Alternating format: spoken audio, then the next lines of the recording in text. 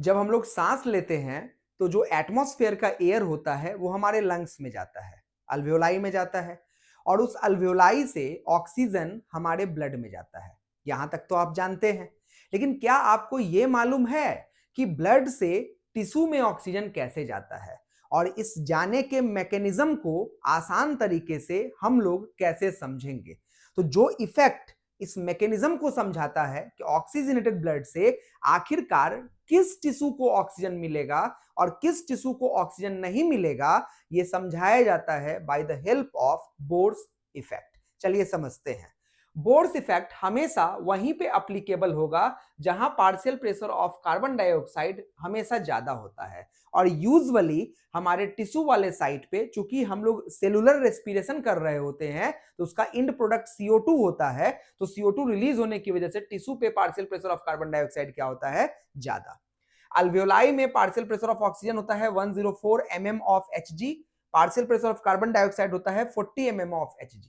Tissue में partial pressure of oxygen होता है 40 mm ऑफ Hg, जबकि partial pressure of carbon dioxide होता है 45 mm ऑफ Hg। तो आप देख रहे हैं यहां पे partial pressure of carbon dioxide ज्यादा है और यहां partial pressure of carbon dioxide कम है। तो कहां बोर्स इफेक्ट लागू होगा?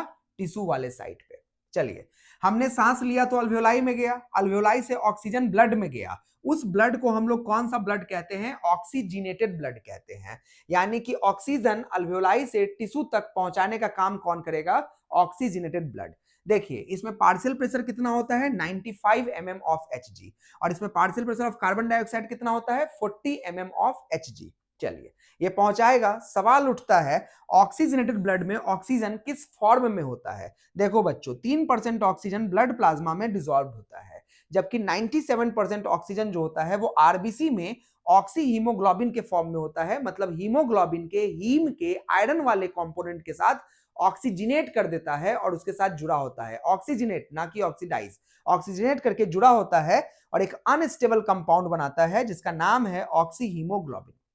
लेकिन ये इतना अनस्टेबल होता है कि बात बात पे टूटने लगता है। तो हमें मालूम है कि किसी भी सेल के अंदर पोटेशियम आयन का मात्रा ज्यादा होता है, तो पोटेशियम आयन ऑक्सी हेमोग्लोबिन के साथ जुड़ के इसको टेम्पोररी बेसिस पे स्टेबल बना देता है। अब सवाल उठता है कि हमारे सारे टिश्यू को अचानक से ऑक्सीजन का डिमांड तो नहीं होगा। किसी टिश्यू में ऑक्सीजन का डिमांड नहीं होगा, लेकिन किसी टिश्यू में ऑक्सीजन का डिमांड होगा। तो आखिरकार हमारा ब्लड, ऑक्सीजनेटेड ब्लड, कैसे डिसाइड करेगा कि इस टिश्यू को देना है और इस टिश्यू को नहीं देना है?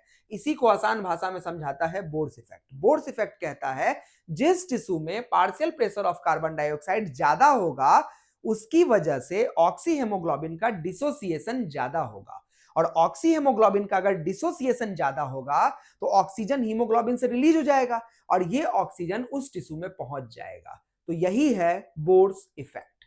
उम्मीद है आप सभी लोगों को बोर्स इफेक्ट समझ में आया होगा।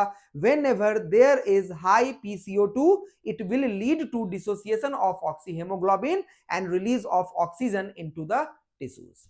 ऐसे ही फैक्ट जानने के लिए इस चैनल को फॉलो करें, सब्सक्राइब करें। धन्यवाद।